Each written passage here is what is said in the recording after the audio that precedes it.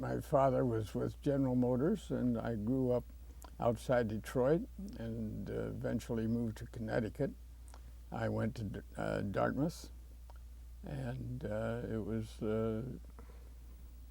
an ordinary, well-to-do upbringing. Had nothing to do with show business, although my mother was an avid musical comedy fan and theater fan.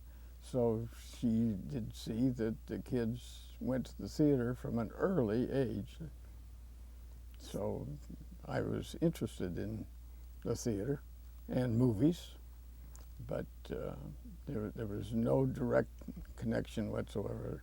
The closest connection to writing that I had was when I did go to Dartmouth. I became editor of the school magazine, and in that connection I also started a theatrical playbill for the Dartmouth players, the plays. I mention it especially because as the editor I could hire whom I wanted among the student body, and two fellows came saying they had something to offer and that they were interested in the theater too. One was named Peter Vertel and the other was named Walter Bernstein. So since our offices were in the same building as the daily paper, we also saw Bud Schulberg, who was editor of the paper 3 years, I think, before we started our little magazine. And therefore, 4 members of the Writers Guild, without knowing it, were together in Dartmouth Hall. I made Phi Beta Kappa as a junior, and I took that as a chance to say, well, I know everything Dartmouth can teach me.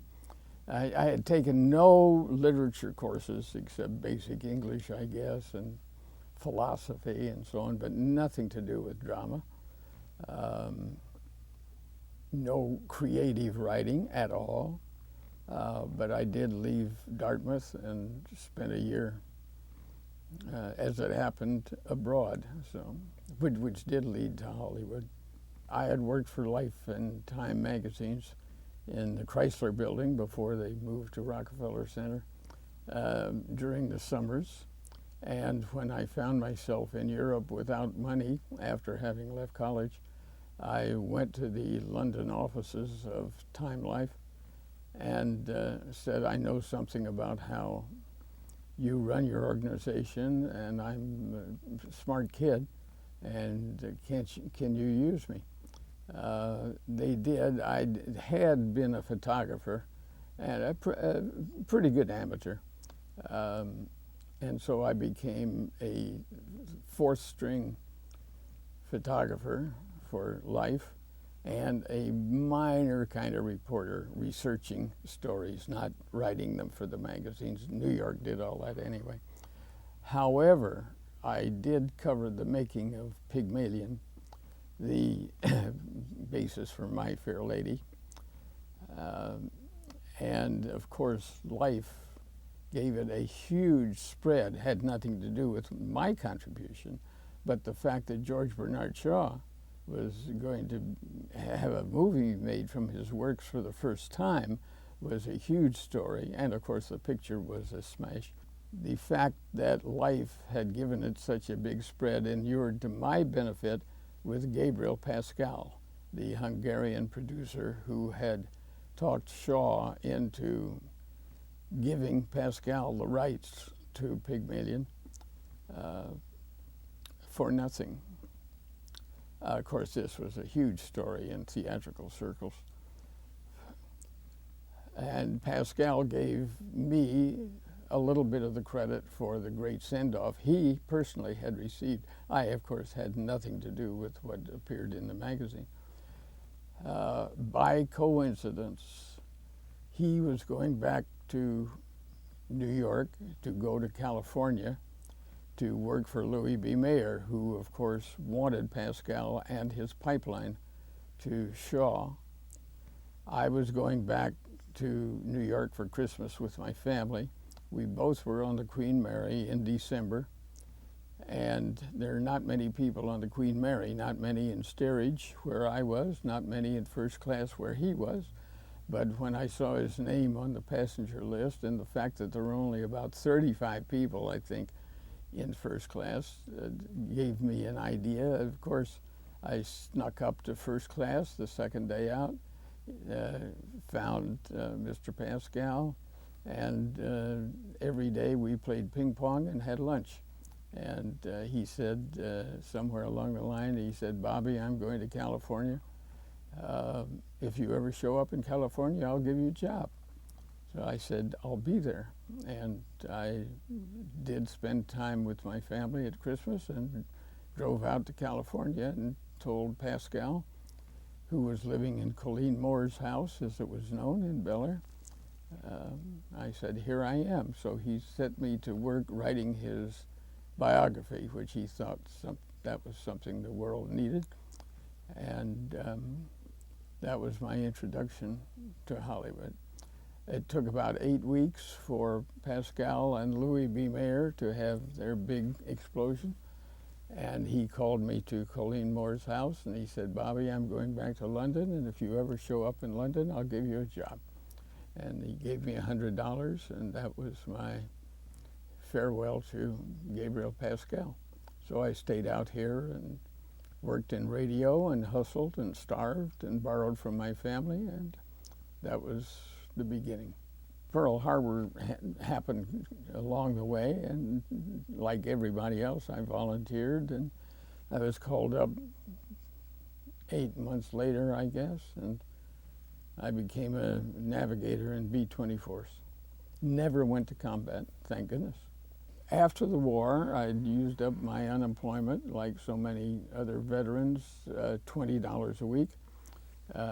For a maximum of 52 weeks, the 52-20 Club, it was called. I read a small piece in the Reader's Digest called "The Most Unforgettable Character I've Ever Met," and I thought this was a great idea for a movie. Just before the war had begun, I had become a junior writer, which was a catch-all term,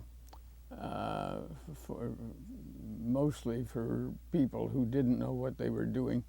I had a mentor, Casey Robinson, at Warner Brothers. I met him socially, and he had read some of my short stories. He said, you're facile, you can write dialogue, but you have no idea what construction is. And I said, "No, what is construction?" Anyway, he said, you ought to spend some time at a studio. And I said, "I'd love it." And he said, "Well, maybe it'll happen." And 3 or 4 months later, indeed, Casey said, "Why don't you come over to Warner's and be a junior writer?" He was my mentor. He taught me everything I knew, because I didn't know anything. And he very wisely said, "When you're not doing anything, I want you to read scripts." And Warner Brothers, of course, had a lot of good screenplays. And I read 100 screenplays over the next few months. And I started to get the idea of what a screenplay was, and what a story was, and what character was. And Casey, who was the top writer at Warner's and one of the top writers in Hollywood at the time, wrote almost every one of Bette Davis's pictures for 4 or 5 years in a row. A picture which he wrote was the Warner Brothers entry in the Oscar race. So I was very lucky to have that. To go back to the Reader's Digest, I read this. I thought it would make a good movie, a woman's picture, and I wrote a treatment, an idea, and I took it to Hal Wallace, whom I had admired from afar, and Warner Brothers, scared to death of him. But I took this little treatment to John Mock at Paramount. Hal had left Warner's, as you know. And they agreed it was a good idea. It wasn't my idea, it was my treatment of it. And Hal hired me for $200 a week, and that became my first screenplay credit to the picture called Paid in Full with Elizabeth Scott, Diana Lynn, Bob Cummings, directed by William Dieterle. Pretty good auspices for first crack out of the box. And Charlie Schnee followed me on it wisely. I had a decent screenplay. We split the screenplay credit, screenplay by Blees and Schnee. Charlie certainly improved it. He knew a lot more about it than I did. And the credit was a fair credit, but it was a screenplay credit on a Hal Wallace picture for me. I caught the tail end of the golden age. I went back to Warner's, as it happened, after Paid in Full. That was a good credit. I got a raise and an assignment there. The difference between the industry then and now was that then it was still a stable, continuing business. Every studio made 30 to 50, counting B pictures, films a year. The personnel stayed the same. When I was at Warner Brothers, we had a writers' building, and 35 writers were under contract, from the Epsteins, John Huston, Bob Rossen, Walden Macaulay. You can look it up, as Casey Stengel says. But it was a continuum. They had a dozen producers, all of whom were supposed to make 3 or 4 pictures a year. Probably a dozen directors under contract. So, if you delivered, you had a home for several years. I had 2 assignments, no credits. That led to a job at Universal, which my agent got for me, and a little B picture, and that led to a nervous A picture, Stanwyck, directed by Doug Sirk, and that led to Magnificent Obsession, which was one of my 2 home runs, I guess, I hit. That was really getting me settled. You mentioned Sirk. I was important to his career, and I think helpful to it, and he was helpful to mine, goodness knows. I was under contract to Universal as a result of having fixed and split the screenplay of a Stanwyck picture called All I Desire, which was an old-fashioned, weepy woman's picture. Turned out very well. It was made very economically, as you had to make them at Universal. And Doug and I got along fairly well. He was glad to have somebody fix the screenplay, which he had been assigned to, but which was not very good. So I fixed it. They put me under contract. They made the picture with Stanwyck and Richard Carlson, and we got along well. And I had several little ways to use actors, use props that worked well. And they were so-called director's touches, which in most cases writers write. So after I was put under contract, I was given another screenplay, which they had commissioned from a former Oscar winner, which was not satisfactory, and I made it satisfactory because I had gone back to the John Stahl version, which was made in the 30s, which Universal had made with Irene Dunn and Bob Taylor. And that was one of the pictures that I'd mentioned to Bill Getz, who was running the studio. Once, when we were talking at lunch, he had said something about a property, and I said boldly, I said, Bill, you paid $35,000 for that. Last week, MGM paid $350,000 for whatever they had just bought. And I said, you guys are not spending any money for good properties. And I said, in the 30s, John Stahl, George Stevens, and William Wyler all worked for Universal, and they made pictures that we still admire. And he said, well, why don't you take a look at a few and take a week off? And I said, I'd love to. And he said, send me a memo of what you think we can remake.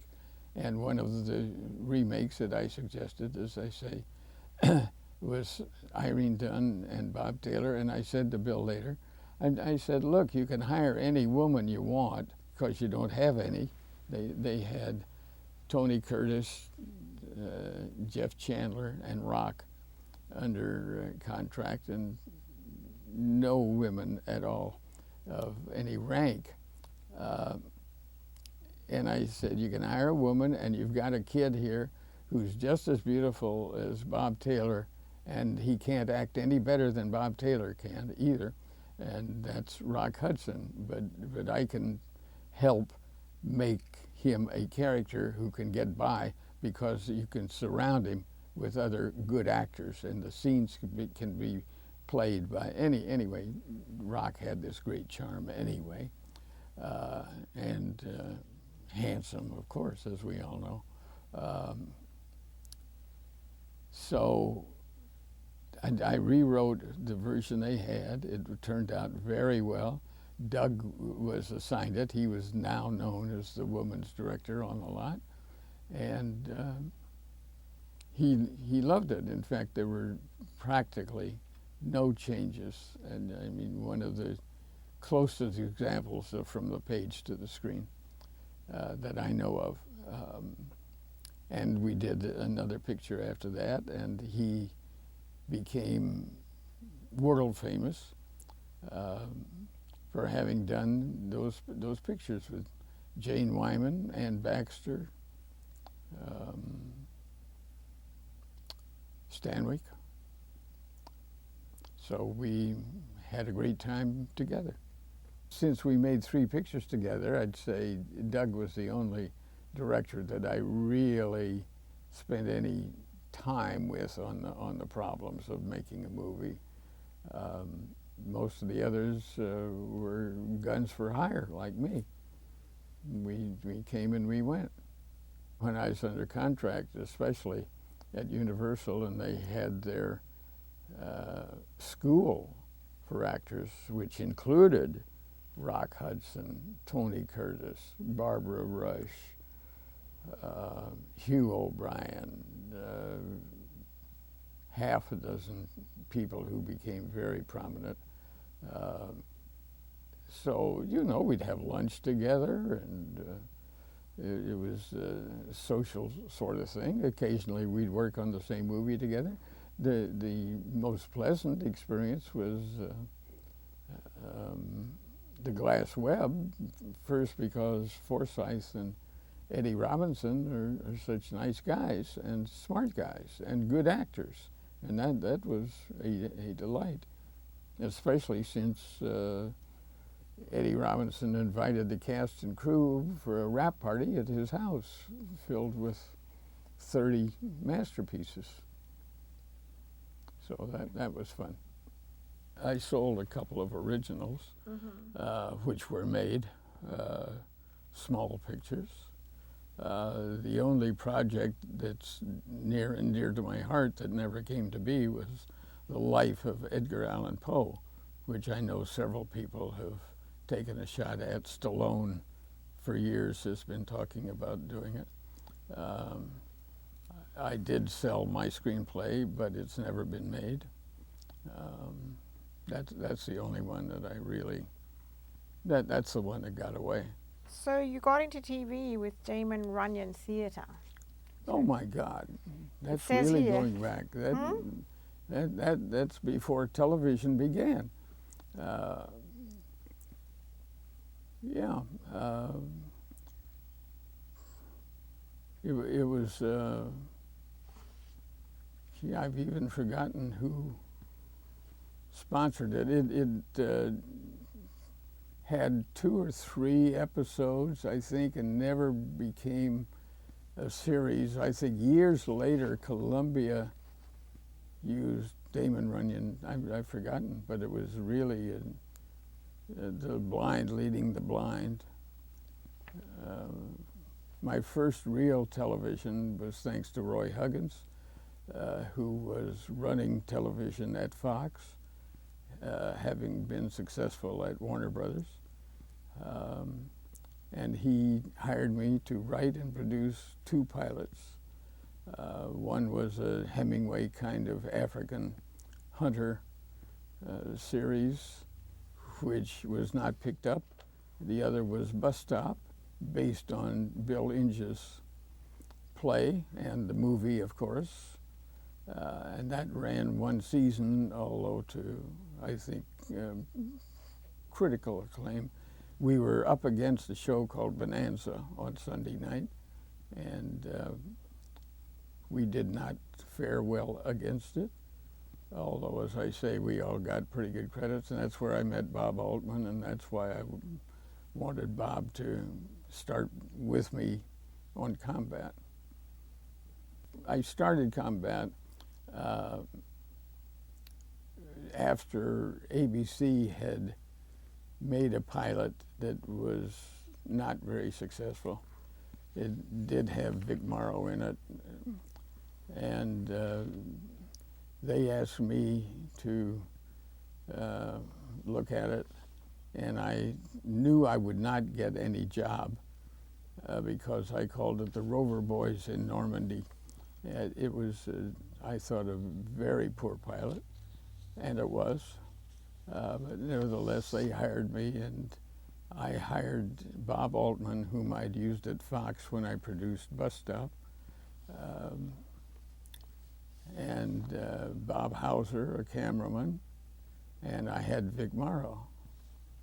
And I think Bob Altman, Bob Hauser, Vic Morrow, and Bob Blees made Combat what it was, and obviously we set a good pattern for it. It ran 8 seasons, I think. What happened after that? Roy Huggins, who had left Fox when Fox went broke, he went to Universal, I went to Combat, and he had heard through the town's grapevine that Bob Altman and I were very unhappy at ABC, which was true, and he called us up and said, "Why don't you 2 guys come over here and work for me?" And that was very welcome, and there was no problem whatsoever. And so I became a writer-producer for Kraft Theater, and so did Bob, who had never been a producer before. And it didn't take long for Bob to have a fight with Wasserman, and he left. I made, I think, maybe 6 or 8 Kraft Theaters there. Roy had his unit, and he had about, I'd say, 5 producers, and he let us do our own thing. I mean, we had the access to Universal's facilities, their story departments and so on. So we found our own material. If Roy wanted to make it, I don't know whom he had to ask. The sponsors had a big influence, of course. Kraft, who owned the show, who owned 50% of the show, had a lot to say about what we could do and not do. And we could hire the writers with Roy's approval, or if we didn't do it ourselves. So it was a nice little unit. So you came up with your own stories. Yeah, yeah. Bonanza was the most successful show of all time, and it had been on for 6 years or so. David Dortort was the executive producer and the only producer. And David and I were friends. As a matter of fact, we had collaborated on an original which did not sell before he produced Bonanza. After half a dozen years, as I say, of great success, they were kind of running downhill. And David asked me to come over to Paramount where Bonanza was made. And he said, we've got to give a goose to this. And he had had the smart idea of bringing in a fourth leading character beside the boys and Lorne Greene, their father. And David and I looked at several movies, and he had had his eye on an actor named David Canary, especially because of a movie called Hombre, starring Paul Newman. And Canary was the lead heavy in it, and I saw it, and I agreed with David that David Canary had something. And Dortort got the approvals, and he hired me to introduce Canary and to produce the show. He had had his hands full. It was not the easiest show to make. The personalities involved were very strong personalities. So I produced Bonanza for 2 seasons and had my fight with one of the actors, which everybody did. The actor stayed, I didn't. So you were working as a freelance writer during a lot of those years. Yes. There was a reason for that, which was money. There were a lot of markets in those days, which I know doesn't obtain today. Most writing staffs are under contract, and I see 6 producer credits on a series today, and I know most of them are writers, and they're on staff, and in those days there weren't any staff writers. The story editor and the producer did write a lot, but they couldn't write everything, so there were freelancers that had to be hired, and I was able to hustle, and if I didn't know producers of series, I made it a point to meet them, and would always have to have a sample, not necessarily a full-page, full script, but an idea for the character and adventure. And you went in and met, and either the producer liked it or didn't like it, and if he liked it, he'd hire you. And they knew by then that I could deliver what I promised to do.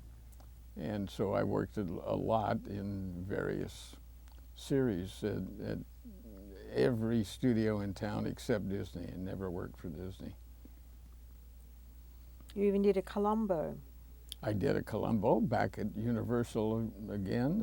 One of the longer ones, I think it was an hour and a half, if not 2 hours, I've forgotten. Richard Allen Simmons was the producer, and I had had an interesting idea on how to cover a time lapse, which was the switch over between reels in a projection booth.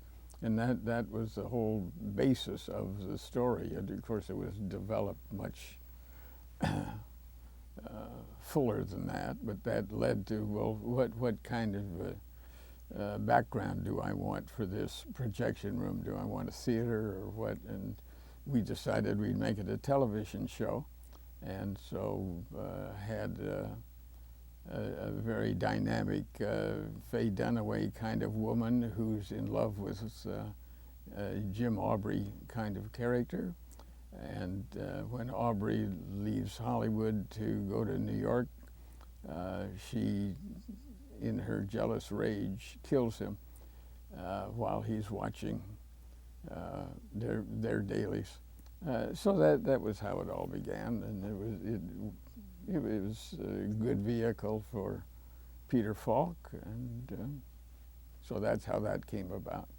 And I did a couple of canons for Quinn Martin, and he hired me after that, I think, as story editor for Barnaby Jones, which was just starting, so I was under contract for another couple of years. So you hustle, it comes and it goes. Project UFO. Oh, yeah, well that put me under contract again. I had never met Jack Webb, and he had had the great success of Dragnet, and then did Project UFO, which was a season old when, I've forgotten how it came about, but he had some kind of a problem on some kind of a script, and an agent got me in to see Jack, and we hit it off, and I wrote 2 or 3 of those. That was the end of one season, and he hired me as a producer for the following season. In 1985, you wrote a Gadget. Oh, yes, indeed. Tell us about that. A pilot. It was a pilot, was it? The new Gadget, it was called, I think. It was produced by Harry Ackerman, and his associate producer was Ralph Riskin, who had worked for me in the past. I'd met Ralph when he was an agent for Charlie Feldman, and I just liked him, and I liked the way he operated. He never represented me, but I liked the way he represented others, so we became social friends. Ralph had become a producer in the meantime, and he and Ackerman, whom I had met but had never worked with, hired me to work on what was going to be the new Gadget. And it was made for syndication. It was, the series, I think, ran 2 seasons, maybe just 1. I don't even remember who played the Sally Field role. But yes, I did write the new pilot. I got a credit for it. I think I split a credit, but I did get royalties for it. I contributed to it. You ask about the difference between writing for television, dramatic television, and features. Of course, you have infinitely less time for your story. You've got 45 minutes versus an hour and a half, or these days 2 hours and a half. You have to cut to the chase a lot quicker. You're locked in almost every case, with the lack of movies of the week. You're locked into characters which already exist. So really you have just one situation to explain, to exploit, to resolve, and you have 45 minutes to do that. It's a slightly different form, quicker, less time for subtleties.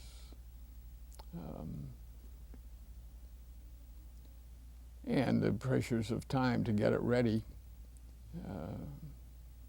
are greater. We always felt under the gun, and especially when we were making so many. Is there anything that you would do differently? Yeah. Yes. I would have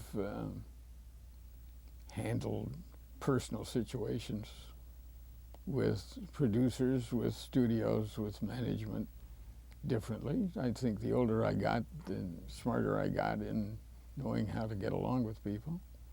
And so when the first 10 years, although I was having what's called a successful career, I really didn't know anything about how to handle a career.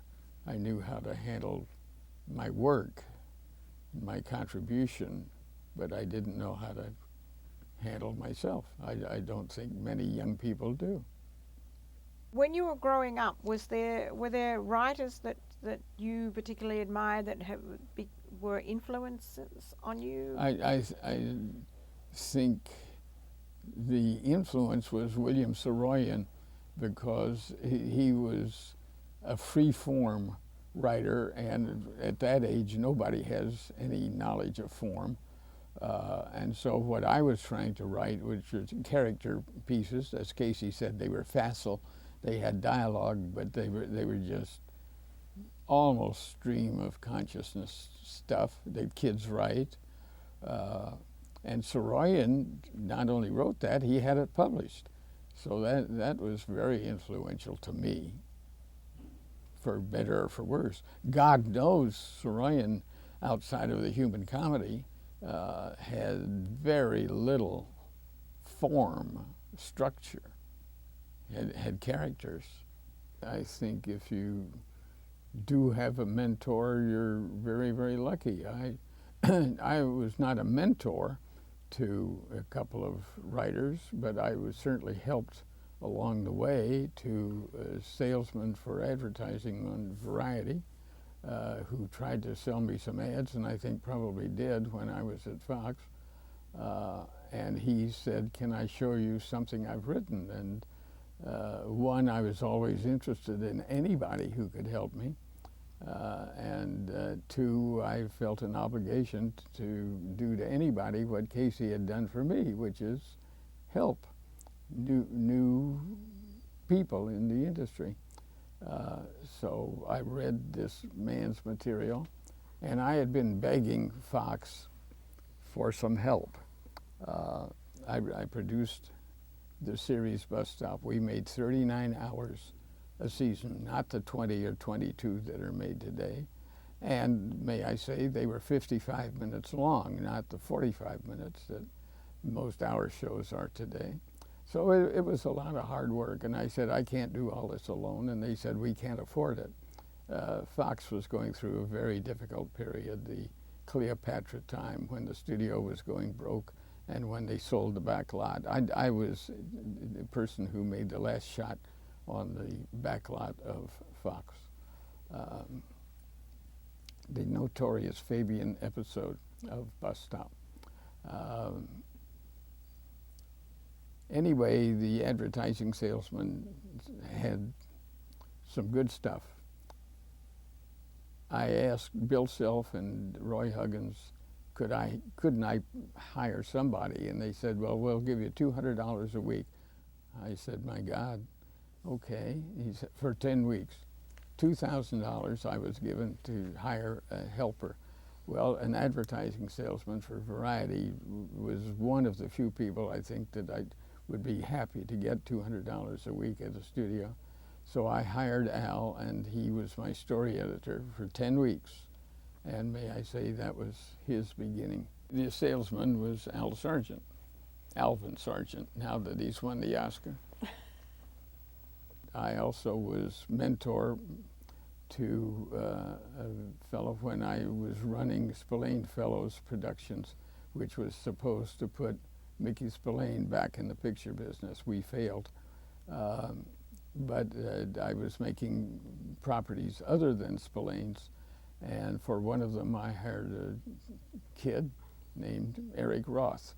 Eric would have made it without me, but maybe my hiring him helped along the way.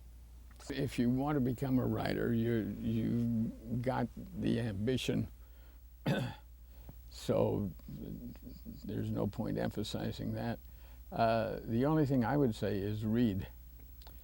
I'd say read plays, read good short stories. I think reading novels is useful, but you're not going to learn a lot from reading Wuthering Heights, magnificent though it is, as much as you're going to learn from reading the top 10 plays of the 30s and 40s and 50s.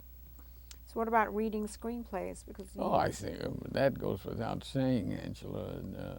Yeah, read the best screenplays that you can get your hands on. One can read a screenplay and enjoy it and find out, well, gee, yeah, I see that's a kind of a scene, and this is how you can introduce people and so on. But you can read screenplays or watch movies, and it's only a lot later that you say, oh, yeah, that's why Robert Riskin had Mr. Smith get lost in Washington for the opening. I mean, I had seen Mr. Smith 3 times or 4 times or half a dozen times and enjoyed it all. And of course, that wonderful sequence when Jimmy gets off the train in Washington with his pigeons and so on and gets lost. That not only sets up Mr. Smith, but it sets up the relationship between Jean Arthur and Thomas Mitchell, the 2 people who are hoping that this bumpkin gets found because they're responsible for him. They are the professionals in Washington. I finally realized that the reason Riskin did this was because it gave them something to talk about while setting up their personal relationship. Otherwise, you're going to have somebody say, gee, I'm fond of you, Jean, and she says, well, I like you, Tom, but, you know, it's never going to work. But instead, they say, where is that idiot? You know, and you can be on the phone with the police or whatever the mechanics of it were. But as I say, you have to be lucky and read it more than once to see the many reasons why some scenes are set up the way they are. Are there any screenwriters that you particularly admire as being very skillful and any particular screenplays? Oh, sure. And your friend Bob Town, I think, has written a couple of the best screenplays ever written. Frank Pearson, Casey, Goldman. You know, you look 3 or 4 of the nominated screenplays of the past 20 years, and they're all good. Sure, there are lots of good guys. In the old days of MGM, when they had all the stage writers working for them, the Philip Berrys, the Sam Rafelson, the Salkeviertels. Sure, there are lots of them. So which part of the drafting process do you find the most difficult? Getting the idea for a story that I think is worth exploring. And what's the most fun? Having written something that I don't have to change. You've already said that you're a great believer in this Reax system. Do you want to expand on that a little bit for the benefit of younger writers? What does a first act have to do? Well, it sets up the situation and the characters. And somewhere along the line there's going to be a conflict between 2 characters or 2 groups of characters or 2.5 characters. And it comes to what is, one hopes, a situation that cannot be solved. And that's the 2nd act curtain, and the 3rd act solves it. Do you like to write with a particular actor in mind for the part? Yes. Even though I know that the actors or actresses that I have in mind, in fact, it was Casey who told me somewhere along the line, he said, you know you're just writing something that's going to be a B picture. Just imagine that Bogart is going to be the lead and Betty Davis is going to be the girl. And he said, think of the best actors that you can think of. And they're going to do your material. And that's very helpful. That's very helpful. It gives you something specific in mind. And every once in a while I would say, oh, gee, Bogart wouldn't be that stupid. And if I can make my leading character smarter and still keep within character, that's all to the good. How about agents? How did you first get an agent? And have you had the same agent for a long time? No, I had MCA for a long time, and you'd think that for a variety of reasons you'd stay with MCA. I didn't.